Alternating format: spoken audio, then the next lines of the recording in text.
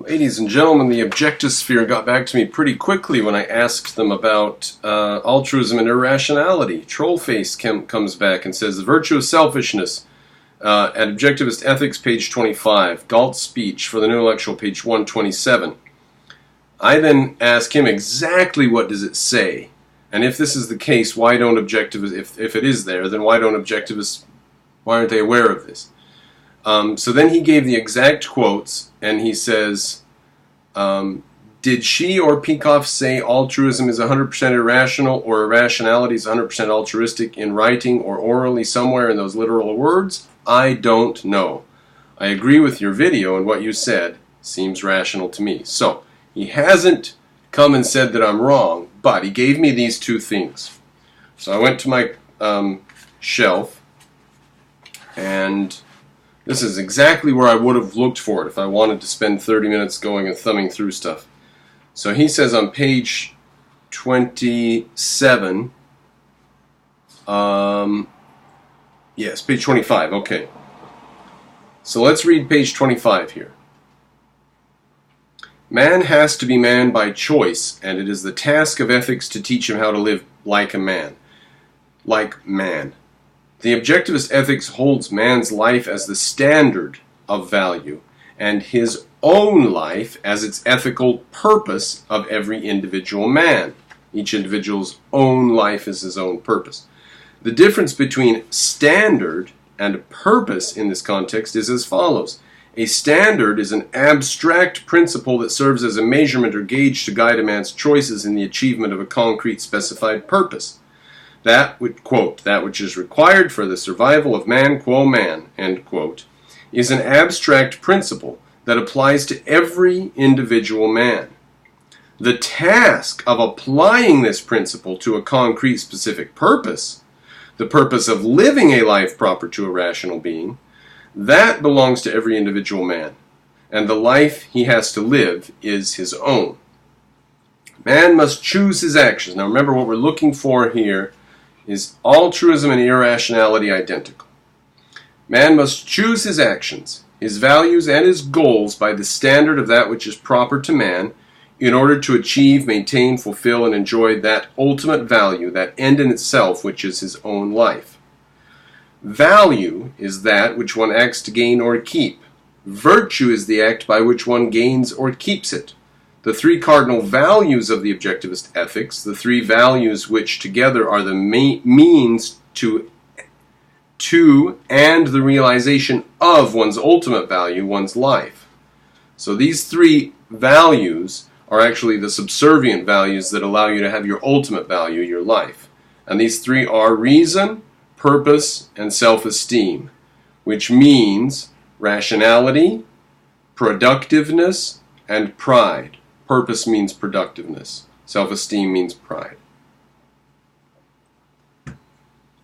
Productive work is the central purpose of a rational man's life. So now we've got rationality connected to production, okay? Now irrationality then, if altruism is unproductive, okay, so you're probably following the thoughts here, right? Productive work is the central purpose of a rational man's life, the central value that integrates and determines the hierarchy of all his other values.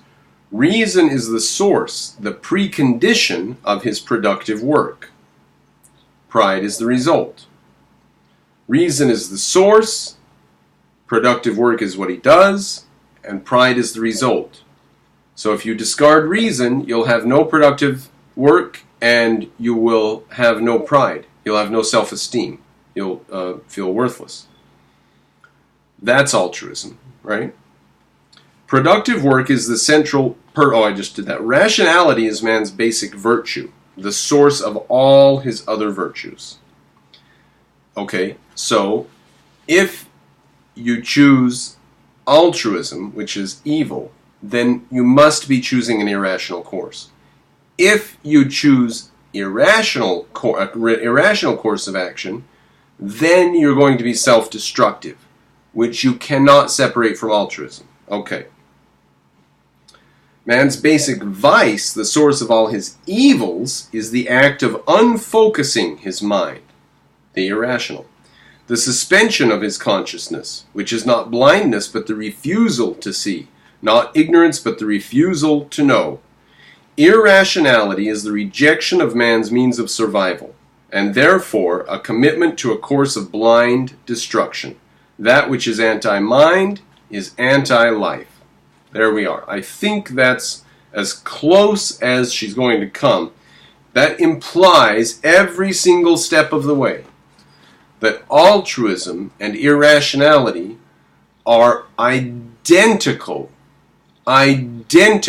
epistemological phenomena. Okay. Now, he says page 127 in For the New Intellectual, or pardon me, in For the New Intellectual, this is from Galt's speech. Thinking is man's only basic virtue from which all the others proceed.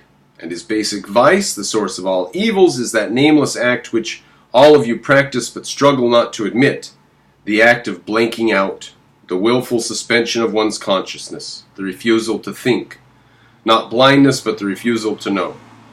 Okay, we just said those. It is the act of unfocusing your mind and inducing an inner fog to escape the responsibility of judgment, on the unstated premise that it will not exist if you refuse to identify it.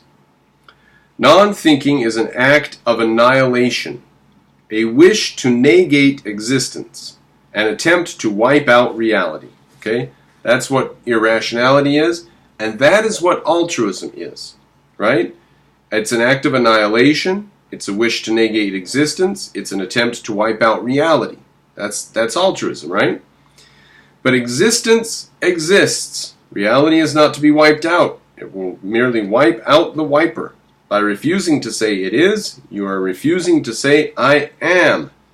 By suspending your judgment, you are negating your person. So when someone does something irrational, or when they do something altruistic, they are negating the law of identity. They are refusing to say I am. When a person declares who am I to know, he is declaring who am I to live. So if you are irrational, you are operating on death premise. This in every hour and every issue is your basic moral choice. Thinking or non-thinking, existence or non-existence, A or non-A, entity or zero. Well, there we are, ladies and gentlemen. Did Ayn Rand say or did she not say that altruism and irrationality are not separable? I don't think she came out right out and said it. But certainly with what we've just read there, anything that is altruistic is going to be self-destructive, and anything that's irrational is going to be self-destructive.